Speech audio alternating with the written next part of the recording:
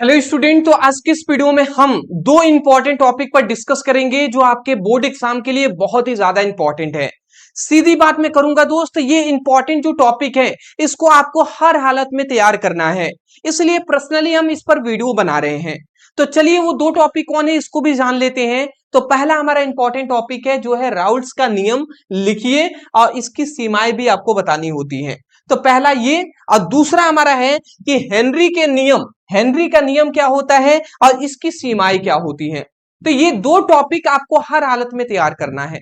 चलिए आज हम बहुत ही कम समय में ये दो टॉपिक आपको तैयार हम करा देते हैं, ठीक है ना। चलिए जी, तो सबसे पहले आते हैं राउल्ट्स का नियम। ये नियम जो है ना वो अक्सर स्टूडेंटों को समझ में नहीं आता, तो आपको ऐसा कुछ भी नहीं आएगा, आपको आसानी से समझ में आ जाएगा, डरिएगा नहीं, ठीक है।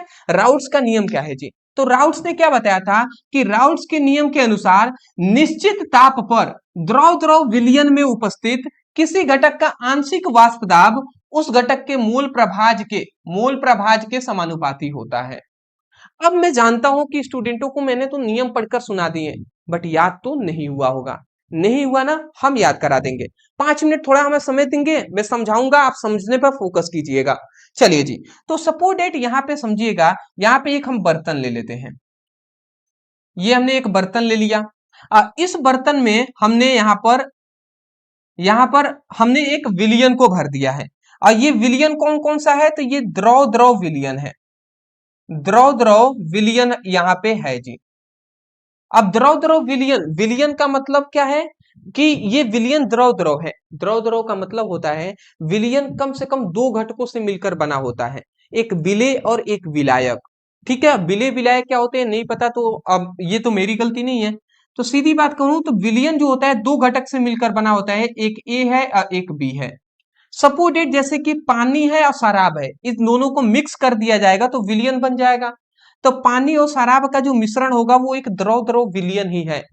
तो सपोज इट मान लेते हैं पानी जो है वो भी किस फॉर्म में है? वो भी द्रव के फॉर्म में है, द्रव है जी।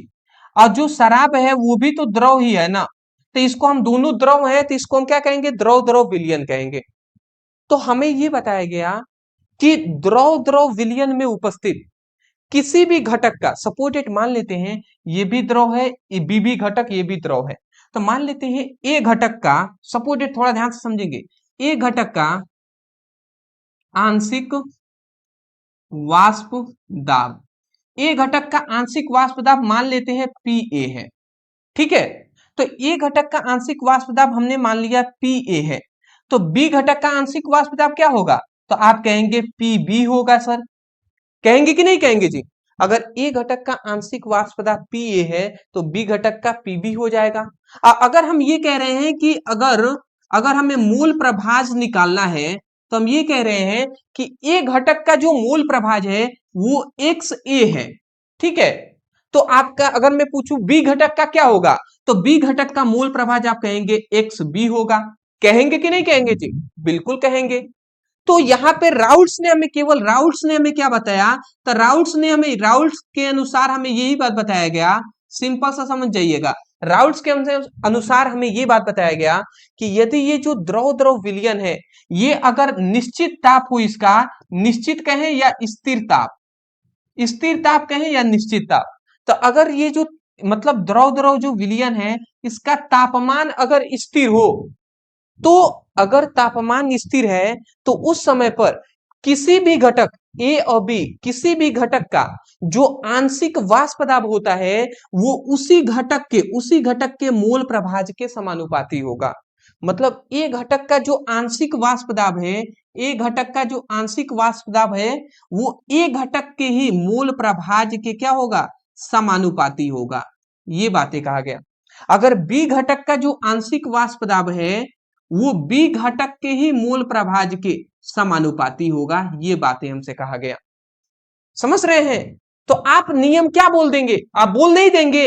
अब देखिए 1 मिनट में आपको याद हो गया नियम। आप क्या बोलेंगे कि राउल्ट के नियम के अनुसार स्थिर ताप पर द्रव द्रव विलयन में उपस्थित किसी भी घटक का आंशिक वाष्प दाब उसी घटक के मोल प्रभाज के क्या होता है? समानुपाती होता है।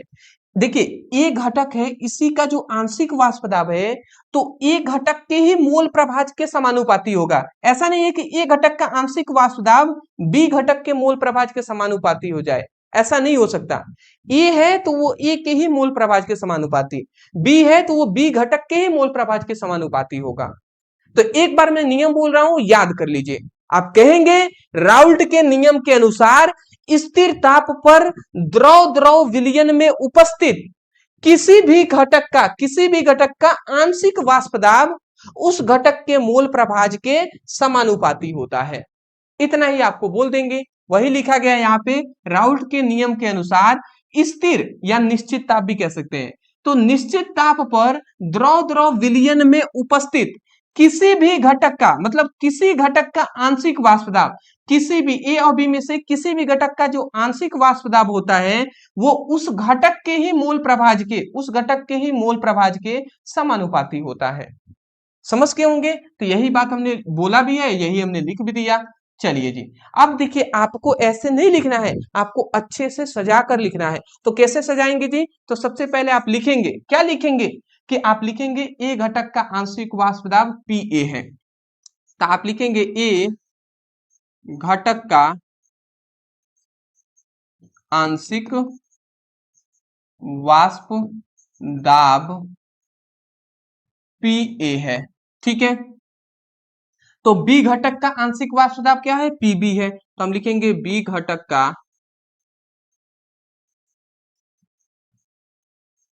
आंशिक वाष्प दाब, ये क्या हो जाएगा? पीबी हो जाएगा।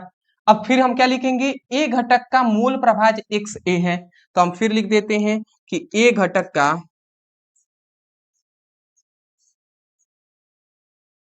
मूल प्रभाज क्या है जी? एक्स ए है। तो बी घटक का मूल प्रभाज क्या होगा? बी घटक का मूल प्रभाज एक्स बी हो जाएगा। तो बी घटक का मूल प्रभाज क्या हो जाएगा? एक्स बी हो जाएगा।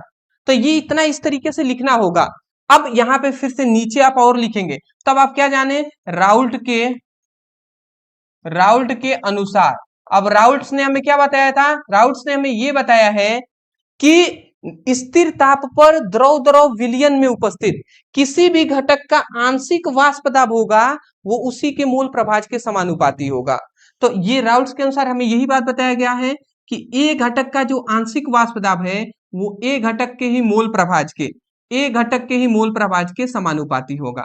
ये बात बताया गया। ये ए घटक के लिए हो गया। अब बी घटक के लिए क्या हो जाएगा? बी घटक के लिए बी घटक का जो आंशिक वाष्प दाब होगा वो बी घटक के ही मूल प्रभाज के क्या होगा? समानुपाती होगा। ये कहा गया, ठीक है जी। उसके बाद अगर हम ये समानुपाती का चिन्ह हटाते हैं तो यहाँ पे एक नियतांक आता है, जो क्या आता है? P A naught into X A. तो ये हमारा एक नियतांक आता है, ये हमने यहाँ पे लिख दिया। अगर हम ये समानुपाती का चिन्ह हटाते हैं तो P B is equal to P B not into X B हो जाएगा। तो ये हमारा ये हो गया। तो यहाँ पे देख लीजिए ए घटक का जो आंशिक वाष्प दाब है उसका ये फॉर्मूला, अब बी घटक का जो आंशिक वाष्प दाब का ये फॉर्मूला। अब देखिए ये ए घटक और बी घटक का है।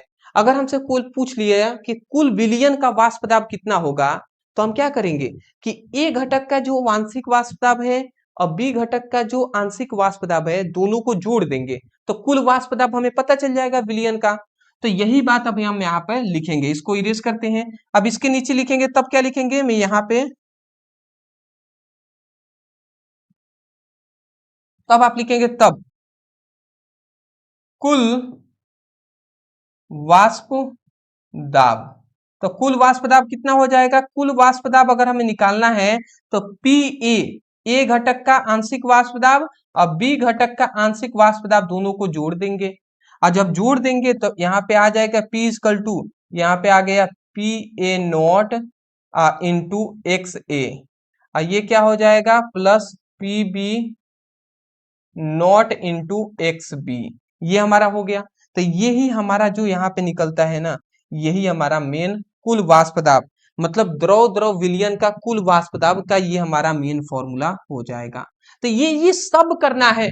मैं एक और बात मैं कहना चाहूंगा स्पष्ट रूप से, बहुत सारे ऐसे टीचर हैं जो सीधा आते हैं और दो नियम, ये नियम का एक लाइन बोलेंगे और सीधा एक फिगर यहाँ पे बना देंगे, कहेंगे हो गया जी, और इतना में छोड़ के चले जाएंगे। तो इतने से नंबर मिलेगा? नहीं मिलेगा नंबर। नंबर तभी मिलता है जब आपको पूरा एक्सप्लेन करें।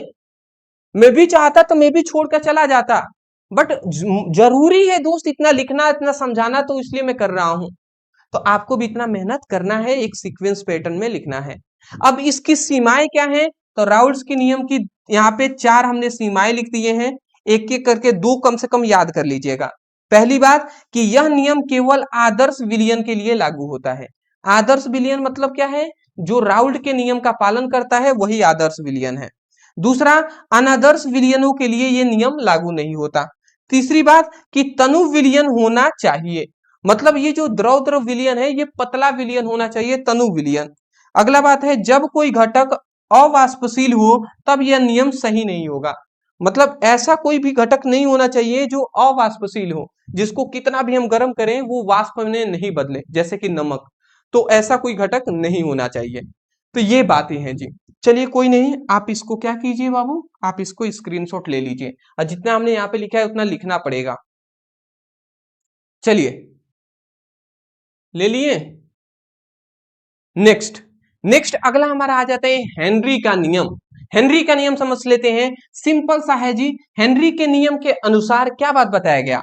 हेनरी के नियम के अनुसार स्थिर ताप पर किसी गैस की द्रव में घुलनशीलता या विलेयता गैस के दाब के समानुपाती होता है। नहीं समझ में आया तो मैं समझा देता हूं। सपोर्टेड ये हमारे पास एक बर्तन है, ठीक है, एक हमारे पास ये बर्तन है जी। अब इस बर्तन में हमने क्या घोल दिया? यहां तक हमने द्रव को घोल दिया है। यहां तक हमने क्या घोल दिया? द्रव। द्रव मतलब मान लेते हैं पानी को घोल दिया है। अब इसके जस्ट ऊपर हमने यहाँ पर गैस को घोल दिया है। जस्ट इसके ऊपर हमने यहाँ पर गैस को घोल दिया है, गैस को रख दिया है। और इसके ऊपर हम क्या कर देते हैं? पिस्टन लगा देते हैं। इसके ऊपर हम क्या लगा देते हैं? इसके ऊपर पिस्टन लगा देते हैं। ये पिस्टन हो गया। पिस्टन समझ रहे हैं ना? जो साइकिल में हवा भरने वाला होता है जिसको हम दबाते हैं, तो वही है ये पिस्टन। तो अगर हम, आप ही सोचिए कि अगर हम इस पिस्टन को दबाएंगे तो गैस के जो अणु हैं, गैस के जो कण हैं, वो द्रव में मतलब पानी में घुलेंगे कि नहीं घुलेंगे? गैस के जो कण हैं वो पानी में घुलेंगे, घुलेंगे ना? तो हम यही कह रहे हैं कि गैस जो है वो द्रव मतलब द्रव में घुलेंगे ना।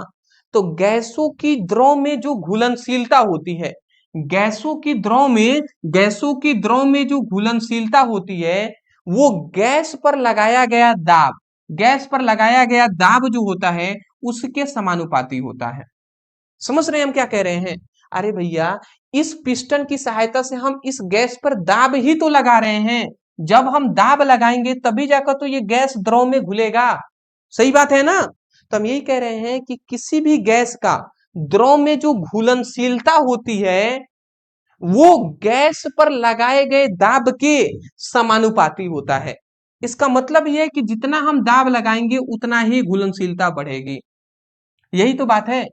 तो देखिए इसको हम क्या बोल सकते हैं? आप बोल देंगे कि ये जो हमारे पास है, ये इसका ताप जो है वो स्थिर ताप है, स्थिर ताप है।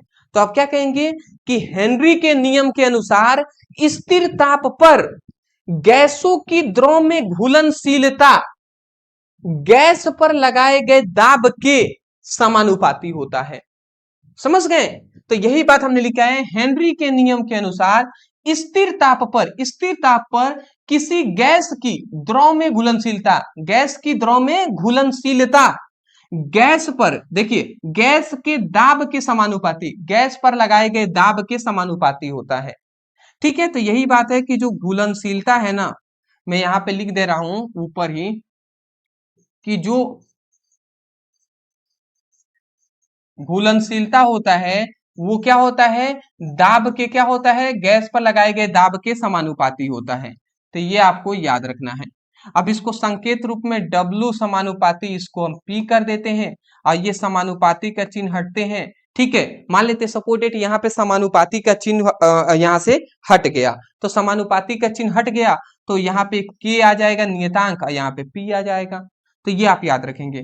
मोस्टली घुलनशीलता को ना हम डब्ल्यू से नहीं बल्कि एम से दर्शाते हैं, तो स्मॉल एम से दर्शाते हैं, तो एम ही हम लिख देते हैं। ठीक है, तो ये हमारा, तो यहाँ पे हमारा जो आया ये हमारा मेन फॉर्मूला हो जाएगा। और यहाँ पे ये एम क्या है, तो एम है घुलनशीलता, पी क्या है, गैस पर लगाया गया दाब, और यहाँ पे के क्या है, के है हेनरी स्थिरांक, हेनरी स्थिरांक। तो मैं आशा करता हूं समझ के होंगे। अगली बात, हेनरी के नियम की सीमाएं क्या है। तो हेनरी के नियम की यहाँ पे 4 सीमाएं हमने लिख दिया है, 2 याद कर लीजिएगा। पहली बात कि दाब बहुत अधिक नहीं होनी चाहिए, मतलब गैस का पर जो दाब लग रहा है वो बहुत ज्यादा नहीं लगना चाहिए, हल्का फुल्का ही होना चाहिए। दूसरी बात, ताप बहुत कम नहीं होना चाहिए, ताप हमेशा स्थिर रखना है, बहुत कम नहीं होना चाहिए, अगर कम होगा तो ये नियम काम नहीं करेगा। अगला आता है गैस विलायक में बहुत कम घुलनशील होना चाहिए, मतलब ना गैस जो है वो विलायक, ये विलायक ही तो है, तो गैस जो है वो विलायक में या द्रव में कम घुलना चाहिए, बहुत ज्यादा नहीं। अगला बात है कि गैस का आणविक अवस्था में घोलने के बाद कोई परिवर्तन नहीं होता है। इसको छोड़िए, मैं जाऊंगा ज्यादा डीप में तो आपको कंफ्यूजन होगा। 3 ही याद कर लीजिए, 2 ही याद कर लीजिए, बहुत है जी। तो चलिए दोस्त, आज हमारे ये नियम जो है वो क्लियर होता है। मैं आशा करता हूं कि आपको राउल्ट्स का नियम और हेनरी का नियम आसानी से समझ में आ गए होंगे। तो अभी क्या है, अभी हमने बोर्ड एग्जाम 2027 की तैयारी अभी हम कराना स्टार्ट किए हैं। तो अगर आपने भी अभी तक स्टार्ट नहीं किए हैं तो डिस्क्रिप्शन बॉक्स में फिजिक्स और केमिस्ट्री दोनों का लिंक दे देंगे, वहां पे क्लिक करेंगे, आपको सीक्वेंस वाइज सभी वीडियो मिल जाएंगे, तो वहां से अपनी स्टडी कीजिए। दूसरी बात मैं कहना चाहूंगा, अगर आप भी चाहते हैं टॉपर बनना, आप भी चाहते हैं टॉपर बनना, तो सबसे पहली बात, अभी आपको बेसिक से स्टडी करने की आवश्यकता है। और बेसिक से स्टडी करने के लिए आपको सबसे पहले तो आपको कोई बुक लेने की आवश्यकता नहीं है, बल्कि आपको ये हमारा फुल नोट्स लेने की आवश्यकता है। तो इस फुल नोट्स को जरूर लें। इस फुल नोट्स में आपको पूरी फिजिक्स और केमिस्ट्री का नोट्स आपको दिया जा रहा है ओनली 199 में। इसके लिए क्या करना है, नीचे एक व्हाट्सएप नंबर है, इस नंबर पे मैसेज कर लीजिएगा, कहिएगा सर हमें फिजिक्स केमिस्ट्री क्लास 12 का फुल नोट्स चाहिए। जैसे ही मैसेज करेंगे स्कैनर दिया जाएगा, पेमेंट करेंगे, तुरंत आपके व्हाट्सएप पर पीडीएफ नोट्स सेंड कर दिए जाएंगे। तो इस नोट्स में सिंपल लैंग्वेज में आपको सब कुछ प्रोवाइड किया गया है। इस नोट्स को लेकर अच्छे से अपनी पढ़ाई कीजिए, ठीक है ना। डिस्क्रिप्शन बॉक्स में व्हाट्सएप ग्रुप और टेलीग्राम ग्रुप का लिंक है, ज्वाइन जरूर हो जाएंगे, बिल्कुल फ्री है जी, बिल्कुल फ्री। ठीक है, thank you ji, thank you so much for watching this video, thank you.